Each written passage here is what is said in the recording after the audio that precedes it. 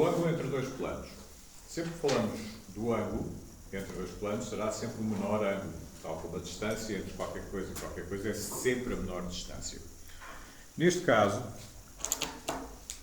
o procedimento implica o seguinte: eu vou ter que considerar a existência de um ponto qualquer entre alguns do espaço. Não tem que ser no eixo de X, não tem que ser mais para a esquerda, mais para a direita. É um ponto que eu vou marcar aleatoriamente.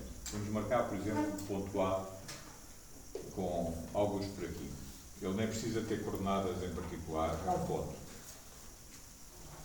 Vamos ter A1, A0, A2. Depois de marcar este ponto no espaço, na posição que eu quiser, aquilo que eu tenho de fazer é marcar pelo ponto A uma reta perpendicular ao plano de θ. Então vamos fazer. Chego aqui e vou marcar a 90 graus com f de θ. Irei marcar a reta S. Em projeção frontal, a 90 graus com h de θ. Vou ter S1 e já tenho a reta S perpendicular ao plano θ, a passar pelo ponto A. Agora vou repetir a mesma operação, mas vou utilizar uma perpendicular ao plano α. Então, vou marcar uma reta L, e a perpendicular implica que passa por A2, P2 ou L2 tem que passar por A2 e tem que ser perpendicular a F de α. Então, a 90 graus com F de α, eu vou ter L2. E a 90 graus com H de α, eu irei ter L1. Por isso, começo por marcar o ponto A na posição que eu quiser. Pelo ponto A, vou traçar uma reta S perpendicular ao plano θ, que implica que S2 é perpendicular a F de θ e S1 perpendicular a H de θ. E vou marcar uma reta L que também será perpendicular, mas desta vez ao plano α, o que implica que L2 vai ser perpendicular ao F de α, não me interessa se cruza abaixo ou acima de X, e L1 vai ser perpendicular a H de α. O que é que eu faço agora? O ângulo entre estas duas retas vai ser o ângulo entre os dois planos. O menor ângulo que estas duas retas fizerem vai ser o menor ângulo que estes dois planos vão fazer. E para encontrar esse menor ângulo, eu não o posso encontrar assim através das projeções.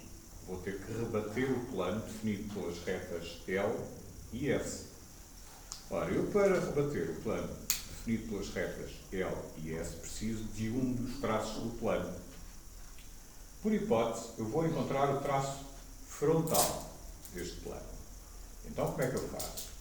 S1 cruzou X vai dar F1 de F. Subo até S2 e vou ter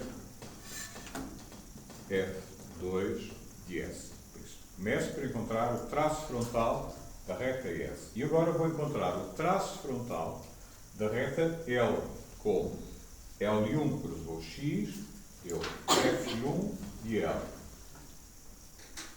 Sobre L2, irei marcar F2 de L. Se eu unir o F2 de L com o F2 de S, eu vou obter o F do meu plano, vou-lhe chamar π. Ou seja, vou encontrar o traço frontal do plano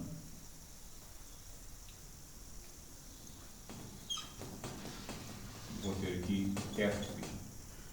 Ou seja, as retas S e L, por serem concorrentes, eu consigo definir o traço frontal do plano, que vai ser a charneira do meu rebatimento. Eu vou rebater o plano π, utilizando o traço frontal como charneira do rebatimento. Ora bem, o que é que isto implica? Isto vai implicar que o F de π rebatido vai ficar coincidente com o F de π. Significa que o F2 da reta L vai ficar coincidente com o F rebatido de L. Implica que o F2 de S, porque também está sobre o F de π, vai ficar coincidente com F rebatido de S. Agora, só preciso de rebater o ponto A. Para rebater o ponto A, eu vou utilizar o triângulo do rebatimento. E o triângulo do rebatimento diz qualquer coisa deste género. Neste caso, um rebatimento frontal. Porque eu estou a utilizar a charneira do rebatimento. Estou a utilizar o traço frontal do plano como charneira do rebatimento. Então, venho ao A2 e vou traçar uma perpendicular ao F de π rebatido. E vou aqui obter um pontinho que vou chamar K. É o tal pontinho que não tem que ter designação, mas que eu só coloco aqui por uma questão de facilidade de designação. Venho ao ponto, ou ao A2, à projeção frontal do ponto A, e vou traçar uma paralela à charneira. Tenho aqui o F de π rebatido, então pelo A2, eu vou traçar uma paralela à charneira. Já tracei uma perpendicular à charneira, que me deu o ponto K, e acabei de traçar uma paralela. O que é que eu vou fazer na paralela?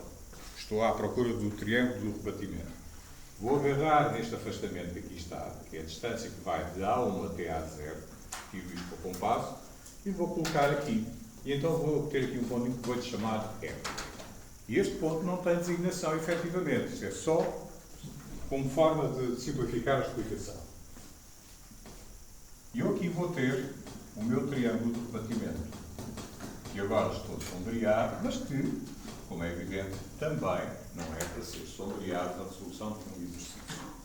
O que é que eu faço agora? Ponta seca de compasso no ponto K, que é o cruzamento da perpendicular que passa por A2 em relação ao F de π, ponta seca neste ponto K, abertura até ao ponto N, e vou rodar sobre a perpendicular. E quando este arco de circunferência cruzar a perpendicular, eu vou ter A rebatido. Por isso, eu já tenho o ponto A rebatido, tenho o traço frontal da reta L rebatido, tenho aqui o traço frontal da reta S rebatido, e então só preciso de unir.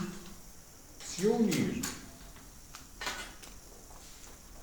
F rebatido de S com A rebatido, eu vou ter a reta S rebatida. Ver se tenho mais sorte com este marcador. Aparentemente ainda tenho menos.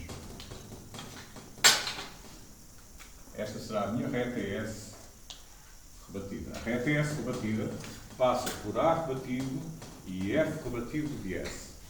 E se eu unir o F rebatido de L com o A rebatido, eu irei ter